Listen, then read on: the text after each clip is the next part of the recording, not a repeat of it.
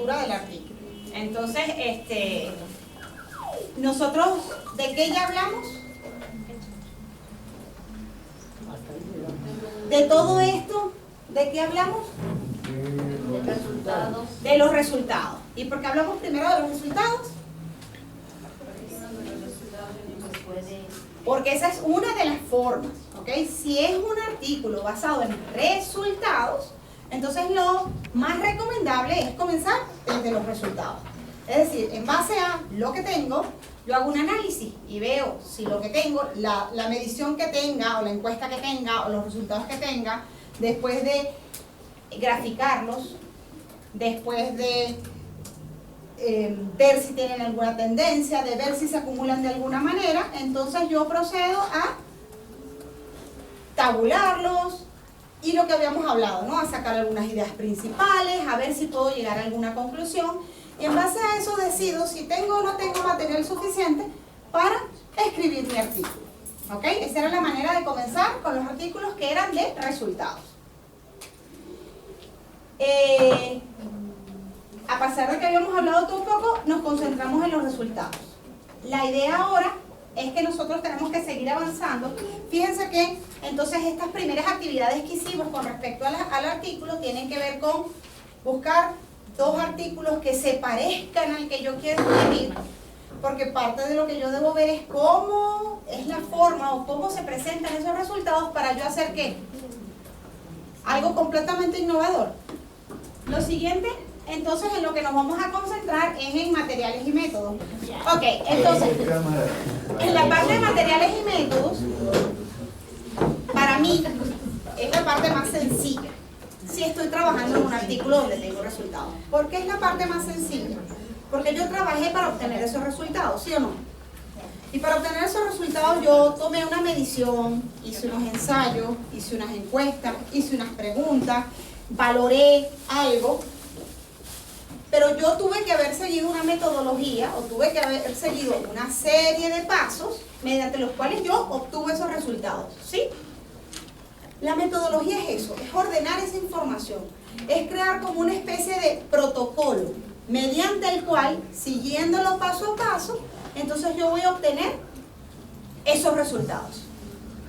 ¿Ok? Entonces para mí la metodología es la más sencilla porque ahí no hay mucho que inventar. Es describir de la forma más práctica que se pueda cómo cualquier persona podría replicar el trabajo que yo hice. Es decir, hacer lo mismo para obtener los mismos resultados. Fíjense que dice que debe permitir la réplica, bien sea de la experimentación o de la encuesta que hayan hecho. Le debe aportar credibilidad a los resultados. ¿Por qué? Porque si yo dije que fui a tomar una medición de un cierto tipo y en los materiales y métodos no hay ningún instrumento que permita esa medición, ya la persona puede empezar a sospechar que hay algo raro, ¿no? ¿Sí? Entonces, tiene que haber como una concordancia muy cercana entre los resultados que yo estoy presentando y que la metodología que yo presente sustente que es factible obtener esos resultados. ¿Ok? Entonces, por eso hablamos de aportar credibilidad. Luego, ese es el deber ser. ¿Sí? ¿Se acuerdan que aquí siempre hablamos de que una cosa es lo que dice como debe ser y otra cosa es lo que se acostumbra? Porque nos va a pasar a nosotros muchas veces que vamos a querer tomar una investigación que ya está hecha, que nos parece interesante, vamos a aplicar la metodología y no nos van a dar los resultados. Porque lo que en realidad ocurre es que se obvia o se oculta información. ¿Por qué? Porque mucha gente en realidad no quiere que tú repliques sus resultados. Correcto, no es la idea, sino que ocultan información. Otra forma de ocultar información es, por ejemplo, citar métodos que de alguna manera están inaccesibles. Bien sea porque son pagados o porque están en un idioma, por ejemplo, están en ruso o están en chino. Entonces, de alguna manera eso nos hace inaccesible la fuente de la información. Porque muchas veces, si mi metodología no es innovadora, yo básicamente digo, yo usé la metodología de Pedro, ¿ok? Y a esa metodología yo le agregué este parámetro y le quité este en función de ¿ok? Ese cambio que yo le hice. Pero básicamente yo no vuelvo a describir toda la metodología de Pedro. Entonces, ¿cuál es mi única forma de averiguar qué hizo el señor? Tengo que tener acceso al paper de Pedro para saber qué hizo. Entonces, esa es una de las maneras de ocultar. Entonces, sí se acostumbra a no colocar la metodología completa, pero sin embargo hay muchas veces que sí la vamos a obtener. Y la idea o el deber ser es que nosotros sí la publiquemos. O sea, que la metodología sí me permite llegar a esos resultados. Luego, ¿cómo se organiza esta sección? Mi recomendación normalmente es hacer un listado, inicialmente partir de un listado, que puede estar numerado, 1, 2, 3, 4, 5, donde lo más importante es que esa numeración se describa los pasos de forma cronológica. Es decir, desde lo que hice inicialmente y de la forma en que van apareciendo los pasos que yo doy para obtener los resultados, sea de forma cronológica, o sea, en el orden en que hay que hacerlo. Fíjense que hay varias recomendaciones prácticas. Cómo utilizar encabezados similares a la de resultados. Acuérdense que queremos aportar credibilidad. Entonces, en ese aportar credibilidad, si yo tengo dividido los resultados en 5 partes, tiene mucho sentido que esta sección describa cómo llegar a cada uno. O si mis resultados están divididos en 8 tablas, que yo describa cómo se obtienen los resultados de esas 8 tablas. Entonces, se deben usar encabezados similares. Es muy importante, como ya lo habíamos visto con la parte de los resultados, siempre usar frases introductorias. El tiempo verbal generalmente son formas pasivas. Esto ya lo habíamos hablado porque estábamos hablando regularmente de un trabajo que ya se realizó. Si ya tenemos resultados y estamos diciendo cómo los obtuvimos, esto está y las formas activas, que son más directas, se evitan. Y fíjense que otra vez hablamos de la inmodestia. ¿Se acuerdan que habíamos dicho que habían verbos que había que tratar de evitar, ¿no? Como se demostró. No íbamos a decir eso, sino que íbamos a decir, bueno, bajo estas circunstancias y con estos parámetros y en la población donde se trabajó, los resultados indican, ¿ok?, que eso es bien distinto a se demostró, porque ya para demostrar tenemos que tener población, tenemos que tener muestras, tenemos que tener estadística, y a veces nuestros trabajos tienen ciertas debilidades en esas áreas. Entonces tenemos que cuidarnos y moderar la forma en que decimos las cosas. Otro error muy común es que, ¿se acuerdan que habíamos hablado de los párrafos? Entonces, que estos párrafos sean completos. Los párrafos normalmente tienen al menos 3 oraciones, pero 3. No puede ser que haya una hoja y no haya la puntuación adecuada. Entonces, usar frases cortas, concretas. Y otra cosa que también se ve mucho es lo de situar el verbo y el sujeto muy distante. Es decir, yo estoy calificando, por ejemplo, a una persona y el calificativo lo coloco en un sector del párrafo y la población o la muestra en otro. Entonces eso hace que se dificulte. Recordamos que hablamos de que en el proceso editorial era importante la redacción, la ortografía, ¿ok? Entonces eso sería con respecto a los materiales impresos. Viene ahora, y como les vuelvo a mencionar, para mí esta es la parte más fácil. Yo hago un listado cronológico y después comienzo a redactar mis párrafos con el contenido. Tal vez el 1 y el 2 lo coloco en el primer párrafo, el 3 y el 4 en el segundo, y describo lo mejor que puedo el procedimiento para usar.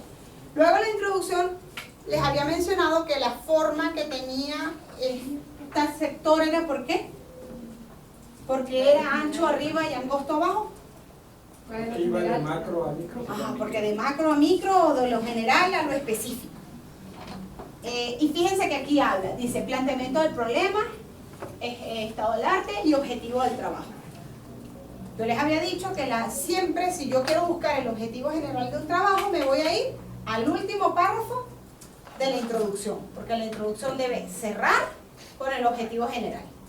Entonces, una introducción, fíjense que ahí dice que debe aportar ciertas evidencias. con respecto a la novedad, a qué interés tiene el trabajo que están realizando y si es adecuado o no, la pertinencia. Entonces básicamente yo puedo empezar con ideas generales, después hago una cierta cantidad o hago un resumen bastante compacto de qué es lo que se está haciendo actualmente. Eso es lo que se llama el estado del arte, ¿verdad? ¿Qué es lo que se está haciendo actualmente? En esta parte de qué es lo que se está haciendo actualmente es donde vamos a colocar la mayor parte de las referencias. Yo tengo un resumen de lo que hizo Pedro, de lo que hizo Pablo, de lo que hizo otro señor, ¿sí? Y en base a ellos, por eso es que aquí es fácil meter la novedad, por ejemplo. Lo que les decía, yo usé el mismo método de este señor, pero lo adapté a población menor de 10 años.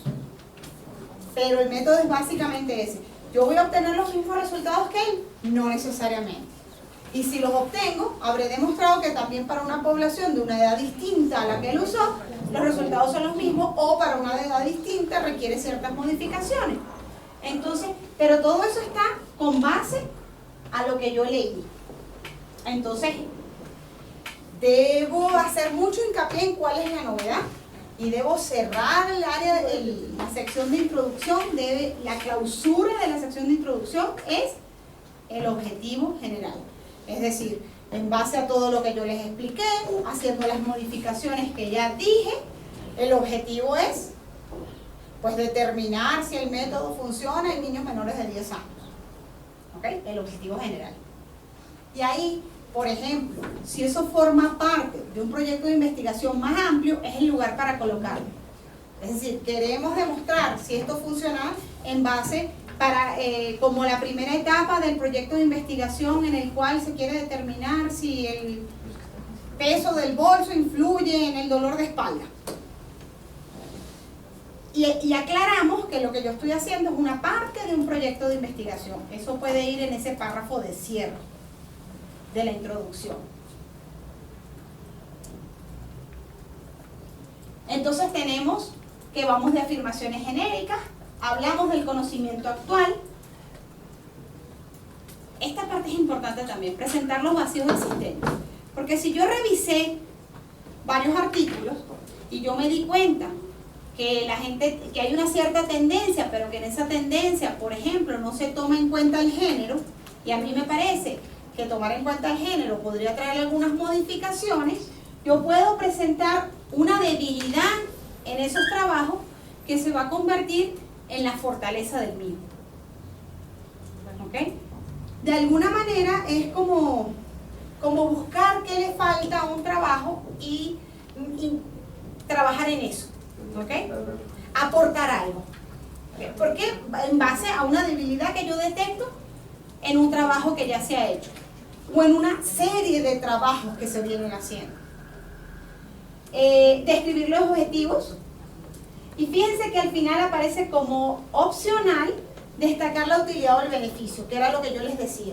Esta parte opcional puede ser, por ejemplo, vincularlo a un proyecto de investigación más amplio que el que se está planteando o que los resultados que se están presentando ahí, y explicar que eso es parte de algo más grande que se está realizando.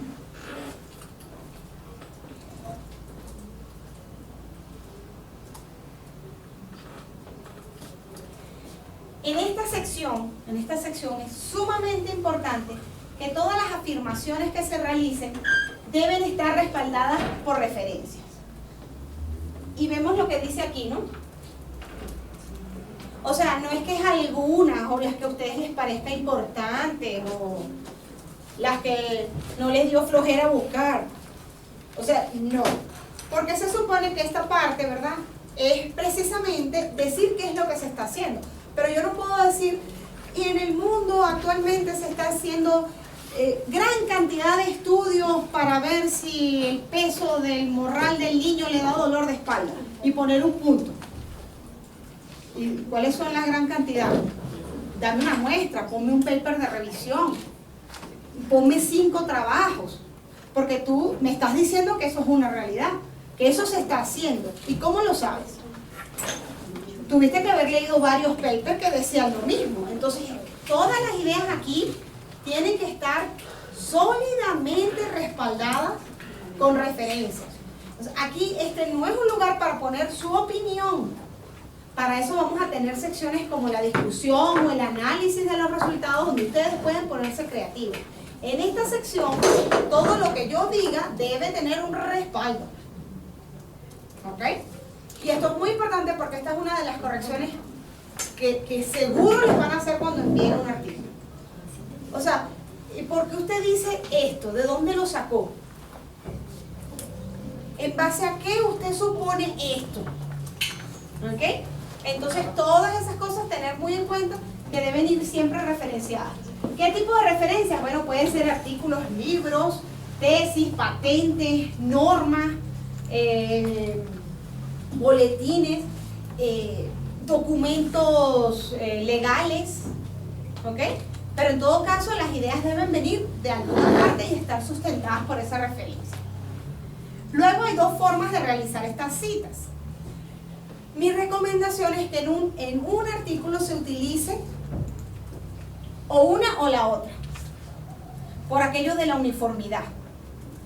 ¿Ok? Porque si usamos las dos, me parece a mí, por lo menos a mí que soy cuadrada, me parece que es mejor cuando escogemos un color y nos quedamos con ese color que cuando armamos un arco iris. Entonces aquí, por ejemplo, está la implícita y la explícita. ¿Sí se puede entonces citar boletines informativos de prensa? Por supuesto. Lo que pasa es que la parte, por ejemplo, de prensa es mucho mejor hacerla con base a un dato físico de una hemeroteca que con links virtuales, porque muchas veces va a ocurrir que cuando tú mandas el artículo, ellos chequean todas las referencias y es muy posible que dentro de 4, 5 o 6 meses esa referencia de internet no esté disponible. Y entonces en ese caso eso te lo van a quitar, porque eso no es permanente en el tiempo. En cambio, si tú haces cita a un periódico y indicas cómo obtener esa noticia de ese periódico, porque tú puedes hacerlo doble, pues, o sea, el código en la hemeroteca, por ejemplo, y el link en internet, disponible ¿ok? Pero ustedes van a ver que todas las normativas, APA, IEEE,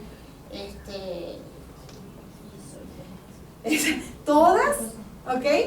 Todas tienen una forma de citar libros, una forma de citar artículos de prensa, una forma de citar páginas web, una forma de citar artículos científicos de revistas, de congresos. O sea, todas las normas son muy específicas de cómo se debe referenciar. Pero por supuesto que un trabajo basado en unas tendencias de las noticias o en el volumen de un tipo de noticias que apareció durante un cierto periodo o el tratamiento de un fenómeno que le dio la prensa local, todo eso es estudiable y todo eso pues tiene que estar basado en lo que apareció en la prensa. ¿Ok? Entonces, ajá. ¿Qué tan recomendable es? A veces aquí es muy escaso de ciertos sectores tener datos estadísticos, por ejemplo, o el número de población o el número de ciertas empresas. Pero existen los casos que en algunas revistas, por ejemplo, Líderes, ¿sí?, que es una revista de acá, ellos lo ponen. Entonces, ¿es fiable esa información? A mí me ha tocado usar el censo de acá. Y el censo no está actualizado. El censo es de 2010. Entonces, que yo no puedo asegurar que la población no ha sufrido modificaciones, pero el único dato del cual yo puedo presentar soporte es del censo de 2010. Yo no puedo inventar que la población aumentó o que la población disminuyó, porque eso no lo voy a poder referenciar.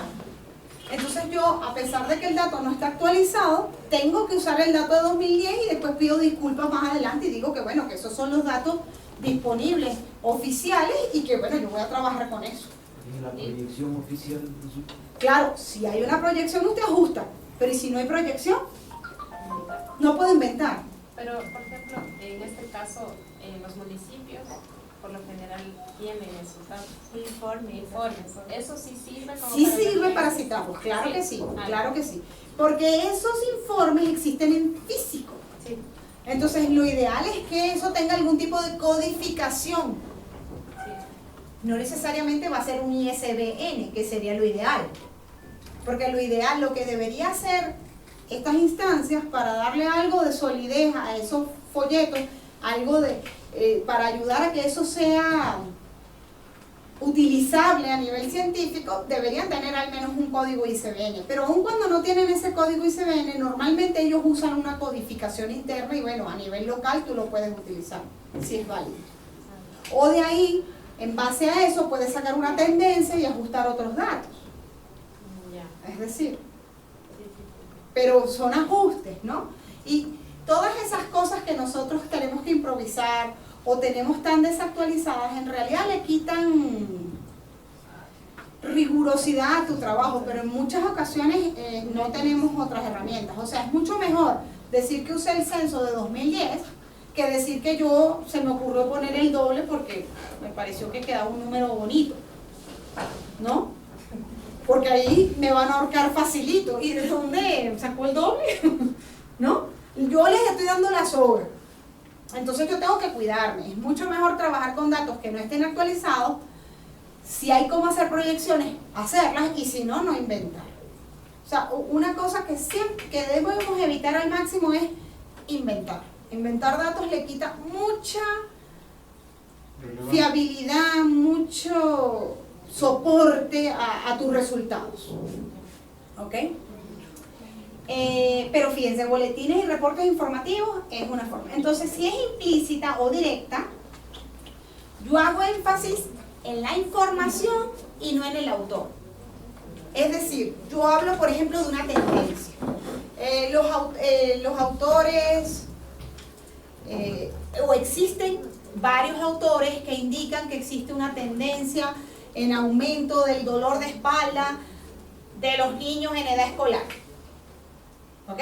Entre paréntesis, Pedro 2012, Alexander 2014, ahí estoy haciendo énfasis en la información.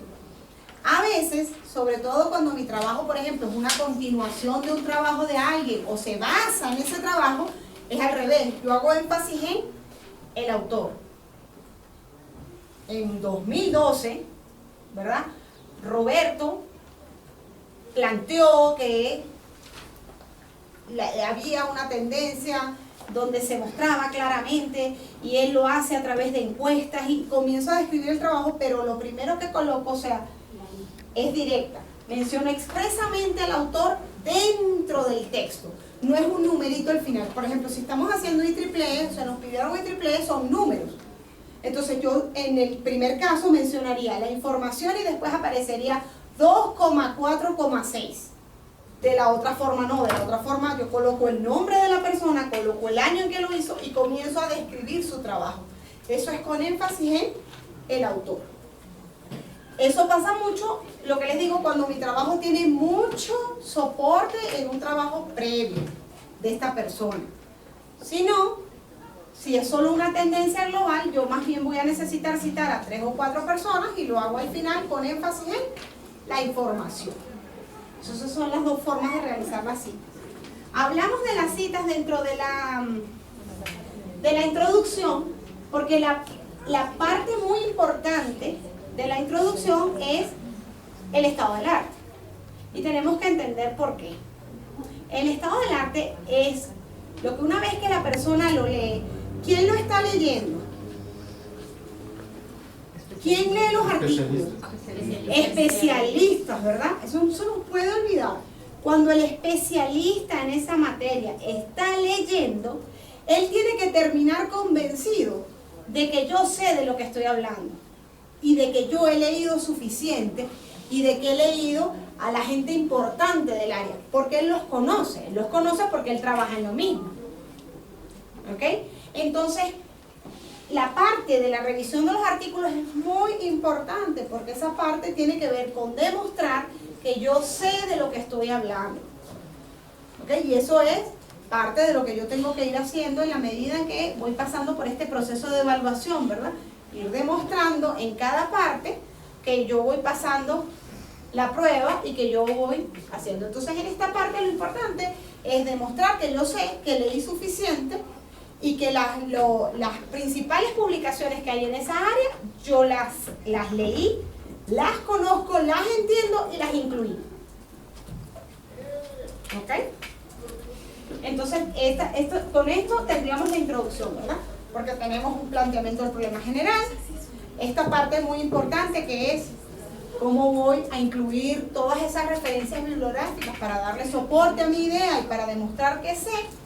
Y después, un párrafo final en el cual yo voy a plantear el objetivo.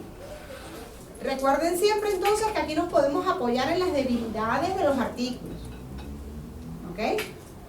Es decir, inclusive las debilidades a veces están colocadas de forma expresa en la discusión. ¿Se acordaban que hablábamos de que había que ser sincero, ¿no?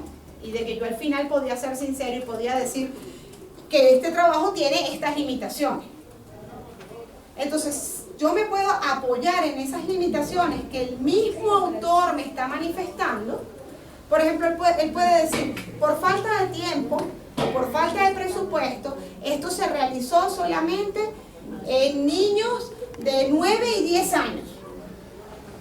Pero yo puedo decir, oye, la verdad que yo tengo más tiempo y tengo más presupuesto y yo puedo aumentar el rango de edad. Pero él mismo me está manifestando que esa es una limitante o una debilidad que él tiene en su trabajo. Entonces, muchas veces esas manifestaciones nos ayudan a encontrar lugares donde incluirnos nosotros y realizar un trabajo. ¿Ok? Por aquello de que hablábamos, no es que tengo que ser el inventor del agua tibia, no. Yo puedo trabajar en cosas que se han desarrollado anteriormente y que han sido desarrolladas pues para un cierto grupo de personas o para un cierto rango de edad o en un cierto territorio. También yo puedo tener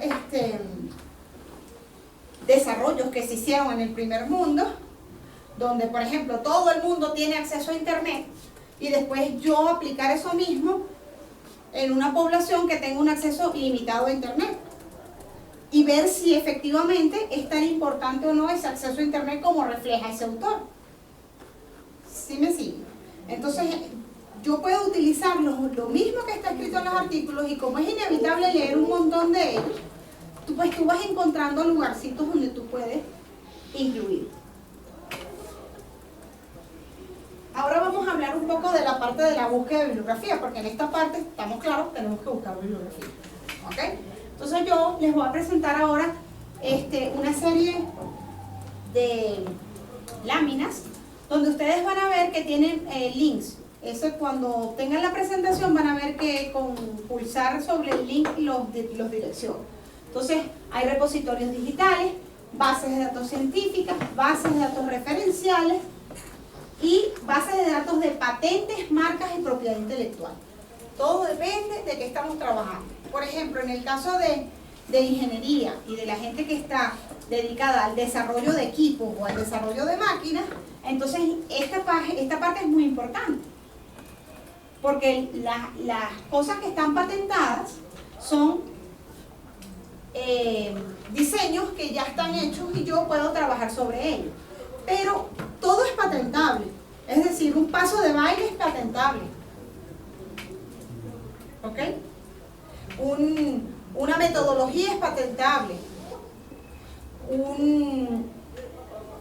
Una combinación de cosas es patentable. Entonces hay muchas cosas que son patentables y eso hace que esto pueda tener más utilidad para lo que yo lo he usado. Lo mío siempre ha sido buscar dispositivos, pues, cosas que han sido inventadas para solucionar algún problema, para abrir una lata, para apagar un incendio a cierta distancia, para todo hay desarrollo.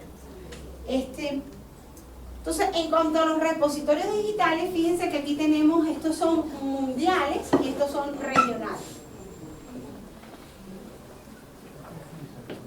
Fíjense que aquí dice Ecuador y por ejemplo dice que está el de la UTA. El de la UTA, por ejemplo, los va a llevar al repositorio digital de la universidad.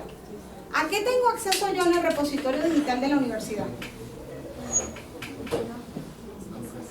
¿Qué se imaginan ustedes que hay ahí? Tesis. Por ejemplo, están las tesis. Y deberían estar las tesis de pregrado y las tesis de posgrado. Pero bueno, cuando las universidades comienzan a ser más grandes, vamos a también conseguir ahí tesis. Si las universidades inclusive dan hasta el grado de doctor, ustedes van a conseguir ahí también las tesis doctorales. ¿Ok? Entonces, estas son bases de datos que tienen que ver con eso, o con bases de datos que tienen los países. Por ejemplo, hay muchos países que toman todas estas bases de datos de todas las universidades y son ellos quienes las administran. Y entonces el acceso es único, y al accesar ahí, yo acceso a todas las tesis que se han desarrollado en todas las universidades de ese país, que están como centralizadas, y otras están divididas por universidad. Las que son mundiales, fíjense que estas, todo lo que diga Open, ese es como el código que se está usando actualmente para decir que son de libre acceso. Las cosas que son Open, quiere decir que no me van a cobrar por bajar el artículo. Fíjense que hay un Open Thesis y está ProQuest, que esa también es parte de la que está en la página de la UTA. Y hay otras que son, fíjense que son por países, y otras que son por universidades. Fíjense que tanto esta como esta son de universidades, bases de datos de una universidad. Y en cambio esta academia, es un grupo de universidades. Entonces ahí, esto es básicamente para tesis. Básicamente para tesis de grado. Ahora, estas son editoriales. Fíjense que por ahí está el Elsevier, que esta es mejor conocida como... Lo que pasa es que el Elsevier era una base de datos y Scopus era otra, pero ahora ellos se unieron. Porque eso también pasa, se unen y se desunen. Entonces ahora son la misma. Pero está Thomson Reuters, estas son todas editoriales, está McGraw-Hill, está Springer, son todas editoriales que todos que debemos reconocer de los libros de texto. Son editoriales grandes. Muchas de ellas tienen un cierto volumen de libros que son de libre acceso, pero regularmente no son los más actualizados. Es decir, cuando ellos sacan la 10ª versión, tal vez ponen la 5ª disponible gratuitamente. Entonces, bueno, no está tan actualizado, pero sí tenemos acceso a algunas versiones. Fíjense que dentro de las bases de acceso restringido y en inglés está Scopus, está EasyWeb y está EBSCO. ¿Qué quiere decir que son restringidas? Que aquí ustedes van a poder descargar, van a poder tener acceso a leer el abstract, el resumen, pero no van a poder descargar el artículo. Bueno, sí pueden, pero les van a cobrar. Hay que pagar 30 y 40 dólares por cada artículo. Tenemos de libre acceso en inglés. Por ejemplo, el Directory of el Dodge. Él ha crecido muchísimo. La cantidad de revistas que hay aquí es súper interesante y todas son de libre acceso al texto completo. El Google Scholar, que es nuestra primera aproximación, como yo les dije, solo colocar académico y buscar ya dentro de Google Scholar. Y hay también uno que cuando instalamos el Office, hay como un acceso a través de Microsoft. No sé si cualquier Office, pero el Office oficial trae este acceso a una base de datos académica. Súper interesante, Cielos. ¿Por qué les dije que era interesante Cielo? Porque viene en español. ¿Y entonces? ¿Y para qué me sirve eso? Porque podría ver justamente cómo se está tratando desde la parte del inglés, que son los artículos que mayor importancia tienen. Y por conseguir las palabras clave, ¿se acuerdan de las palabras clave? O sea, puedo aprender cómo se dice en inglés lo que yo quiero decir en español. Entonces, esta es muy buena, la Cielo, ¿ok? Y es de libre acceso, fíjense, acceso abierto en español. Redalic, estas otras tres son tienen como menos temas, pero también son bien interesantes porque son en español. Ahora, recomendable así para empezar, Cielo, porque Cielo me va a permitir bajarme unos cuantos artículos en español, obtener unos cuantos resúmenes en inglés y comenzar a buscar mis palabras clave. Ustedes deberían tener al menos unas 10 palabras claves inicialmente y después ir descubriendo cuál combinación es la que les permite acceder a los artículos. Luego están las bases de datos referenciales o estadísticas. Aquí vamos a ver que está la ONU, está la Organización Mundial de la Salud, está el Fondo Monetario Internacional, el Banco Mundial. Esto normalmente casi todos los documentos, excepto los que estén clasificados, están disponibles. Son cosas macro, que difícilmente voy a conseguir cosas muy específicas. Pero si yo, por ejemplo, quiero buscar mortalidad infantil, me voy a la Organización Mundial de la Salud, ¿verdad? O sea, pero cosas macro. Difícilmente ahí lo voy a encontrar, por ejemplo, específicamente para Ecuador. A menos que Ecuador haya reportado algo, pero tal vez eso que reportó es de 2010. ¿Ok?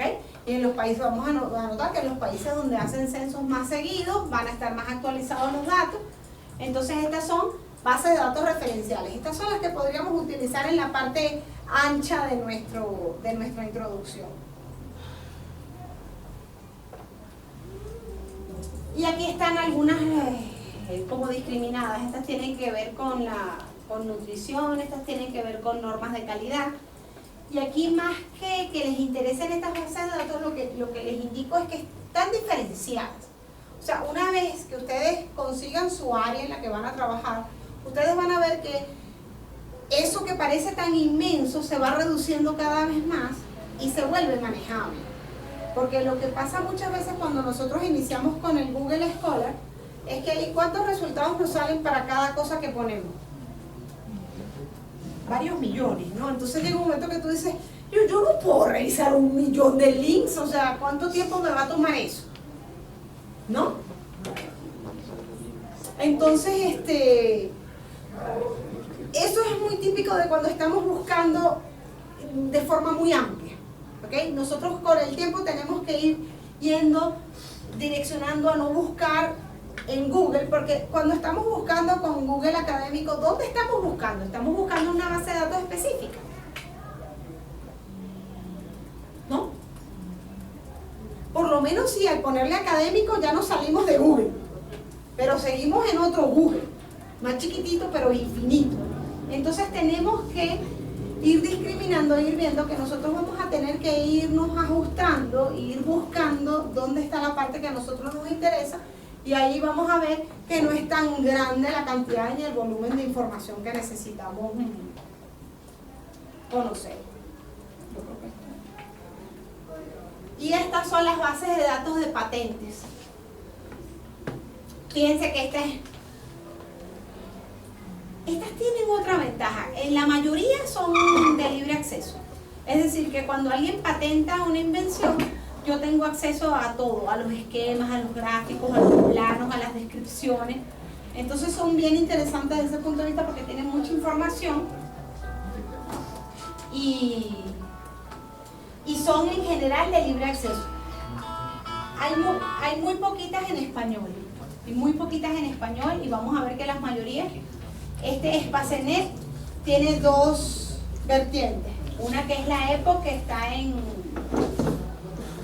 inglés, y la de América Latina y España, que de hecho la página, si ustedes se meten van a ver que es en la misma Spacenet, pero varía unas letras al final, y esas letras al final es lo que indica que les va a dar solo lo que está en español y lo que está en inglés, pero esta lo hace porque es española. Pero vamos a ver, por ejemplo, que la base de datos en español es muy pequeña en comparación con la base de datos en inglés. Fíjense que hay una en China, y esa es muy grande, pero ¿cuál es el problema de la base de datos en China? Que ahí vamos a tener acceso al abstract, y del abstract para allá no vamos a entender nada, porque está en chino. Entonces, claro, pero esta base de datos es grandísima, ¿ok? Por ejemplo, tanto en la base de datos rusa como en la base de datos china van a ver que si bien hay muchas patentes que están en los idiomas ruso y chino, también la mayoría van a estar en inglés, pero en español muy poquito. Entonces, la idea de esto es que tal vez no está tan direccionado a lo que ustedes necesitan, pero sí la idea es mostrarles que no es tan grande, que se pueden ir enfocando en sus temas, que en la medida en que vayan conociendo las fuentes típicas de lo que ustedes están investigando, ese mundo infinito se va a volver más manejable, y que nunca olviden lo que les dije en la primera clase. Si no encuentran mucho de lo que están buscando, Estamos buscando más. es porque están buscando más. Esa se la aprendieron.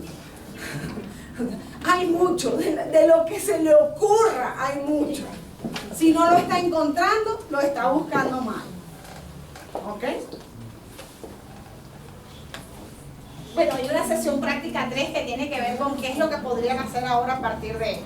Se supone que ya tenemos más o menos un título, ya tenemos 2 artículos que se parecen al que quiero escribir. Tengo unos resultados que ya de alguna manera los tengo ordenados. Entonces, fíjense, aquí hay que proceder a buscar al menos 10 artículos de los últimos 3 años que estén relacionados con el tema. ¿Por qué? Porque ya con 10 artículos yo puedo comenzar a escribir mi introducción. ¿Correcto? Si los 10 artículos son buenos, interesantes y muy centrados en mi tema, 10 son suficientes. Si era un artículo de revisión, deberían ser al menos 20 o 30 artículos, si no... O sea, para la introducción, no para las citas necesariamente. Es que fíjate, un artículo de revisión es cuando tú planteas que tú vas a hacer un resumen de algo, que ese algo tiene que estar muy encasillado. Por ejemplo, mi resumen va a ser solo de los últimos 2 años. ¿Ok? Ya ahí lo encerré en el tiempo. ¿Ok? Va a ser y me tienes que dar un tema. Va a ser solo con respecto a este tema. Y además va a ser solo en Latinoamérica. ¿Ok? Ya cuando tú le pones todas esas restricciones, con cada restricción que tú pones los millones de artículos se convierten en miles y se convierten en cientos. ¿Ok? Y entonces de ahí tú tienes que seleccionar, ¿verdad?, cuáles son los que están más relacionados con tu tema, los tomas todos y haces un muy buen resumen. Eso es un artículo de revisión. Pero en esto que las revistas te ponen la limitante de mínimo 50 citas o 100, depende de... Eso muchas veces para los artículos de revisión. Y fíjate que ahí todavía están siendo modestos, porque yo he visto revistas que te exigen al menos 300 artículos para que lo tuyo sea un artículo de revisión. O he visto revistas que te ponen volumen por año. Es decir, si tu revisión es del último año, entonces son 150. Pero son 150 por cada año que tú vas a abarcar. O sea que tú tienes que conseguir en ese tema al menos 150 artículos para cada año que tú quieras reportar. Sale al final mucho más largo. Sí, pero los artículos de revisión son muy apetecidos por las revistas porque son muy referenciados. Porque si tú quieres trabajar en un tema, ¿cuál es la mejor manera de meterte a ese tema? Buscar un resumen de todo eso. Buscar un resumen, ¿verdad? Y si el resumen está bien hecho, viene de una buena revista, entonces tú, Me ahorré mucho trabajo. que se lo dio a alguien más, ¿no? Claro. Claro. Entonces esa es la idea. esa precisamente es la idea. Entonces esos artículos son muy citados. Como son muy citados y ya habíamos hablado de que la ponderación de la revista tiene que ver con el número de citas, son muy apetecidos. Las revistas les encantan los artículos de revisión y hay revistas que se dedican exclusivamente a publicar artículos de revisión. Pero esos artículos son muy trabajosos. Y obviamente hay que leer todos los 150 si tú eres el escritor. Bueno, no a profundidad, pero por ejemplo, no hay ninguna manera que tú los puedas agrupar en grupos de cosas que son símiles si tú no los lees. Porque ¿cómo vas a saber tú que el trabajo de este señor se parece al de este señor si no los lees? Entonces ahí te agrupan mucho, porque la idea es agrupar. Por ejemplo, en un caso específico de una investigación, de un artículo de revisión que date de una década, no sé, el diseño en cada año, cómo se fue dando, qué sé yo. Ajá. Entonces primero trataría de usar los filtros para buscar solo de ese año, cojo unos 5 buenos de ese año, Los reviso y ahí saco, digamos, solo de ese año. ¿Y así por año o cómo se llama eso? Claro, una década es una cantidad monstruosa de tiempo para hacer una revisión de paper. O sea, sería demasiado, ¿no? Sin embargo, sí hay papers que te resumen inclusive más. Claro, porque Que te hablando de resumen música... inclusive 50 años. Exacto. Pero ahí indudablemente, tú solo vas a tomar en cuenta a la gente más relevante de esa época. Es decir, tú ahí no tienes que leer a todos los autores, sino que hay gente que se destacó en esa época y tú básicamente te vas a concentrar en lo que ellos escribieron. Porque imposible que cubras 50 años de artículos científicos. Claro. Para empezar, porque hace no mucho ni siquiera estaban en internet. Entonces consigues son unas cosas borrosas de cosas que estaban escritas a máquina o manuscritas. Entonces calcula tu manuscrito y en inglés es como mucho. y olvídate que puedes copiar y pegar. Entonces básicamente los artículos de revisión son sumamente trabajosos. Casi todos los que escriben artículos de revisión los hacen en un proceso final, por ejemplo, de una tesis doctoral. Porque digamos que durante un doctorado tú estás 4 o 5 años leyendo y leyendo y leyendo y leyendo y leyendo. Cuando terminan esos años tú estás bastante actualizado y ahí lo que te falta para terminar una revisión es poco. Pero empezar una revisión buena desde cero es una empresa de mucho tiempo. No es algo que te va a salir en unos meses.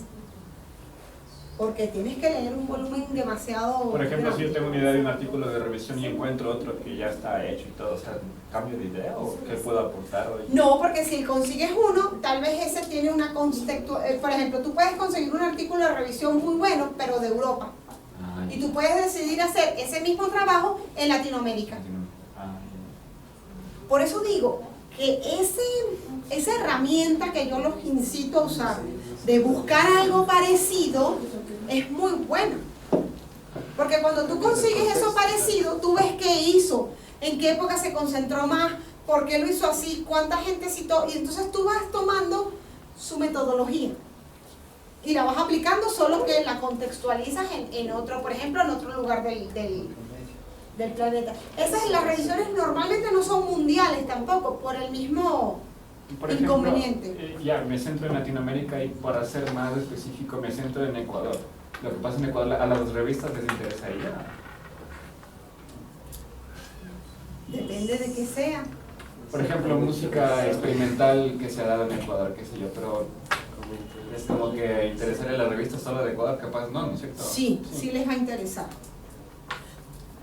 Fíjate, a lo largo del tiempo lo que ha pasado es lo que yo te voy a decir, es muy difícil que tú vayas a conseguir un terreno que no esté arado.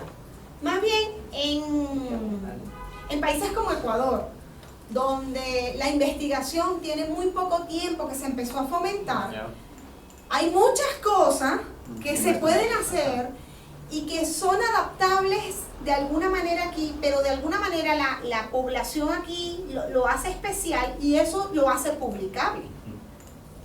¿Ok? Yo justamente ahora me estoy metiendo en algo parecido a eso, que es con la vestimenta. ¿Ok?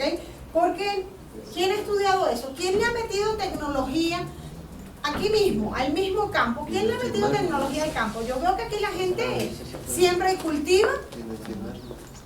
Como se hacía hace, pregúntame si un agricultor gringo toca la asquerosa tierra. Claro, Eso es una máquina que pasa, otra máquina que viene de vuelta, otra máquina que tira la semilla, otra máquina y una máquina que finalmente saca la zanahoria, le saca el coso, la pica en cuadritos y la mete en una bandeja y la tira con el logo del supermercado. Y ahí nadie tocó nada. Pero ellos producen toneladas de toneladas de toneladas. Aquí fíjate que la agricultura es muy artesanal. Entonces todo eso te da acceso, por ejemplo, a un tipo de actividades que en el mundo se dejó de hacer. Entonces los demás no pueden hacer esos estudios, porque no tienen a nadie escarbando ahí. ¿Tú sí? Entonces el hecho de trabajar acá tiene su ventaja. es una ventaja. Y siempre es interesante. Si tú lo planteas bien, siempre es interesante. Al menos para los países vecinos, ¿qué tal? Si no es, o sea, para tal vez gente especializada en otro lado del mundo, pero... Es que acuérdate que los estudios no siempre tienen una finalidad de globalizarse. Los estudios a veces tienen simplemente la finalidad de detectar de forma científica algo, de proponer un cambio, de adaptar algo, de comparar lo que hablábamos acá. Ellos hablan, por ejemplo, ahora hay un montón de estudios sobre internet y las maravillas y lo que logran y los jóvenes que son, pero ¿será todo culpa del internet? Tal vez tú aquí tienes poblaciones donde no hay internet y tú sí tienes a esa gente, ellos no. ¿Sí me entiendes? Y tú puedes hacer comparaciones y decir, mira, la verdad que no, mira, sí se puede. O sea, estas habilidades, bajo ciertas condiciones, igualmente se desarrollan. Entonces sí es interesante plantearlo desde la parte muy autóctona.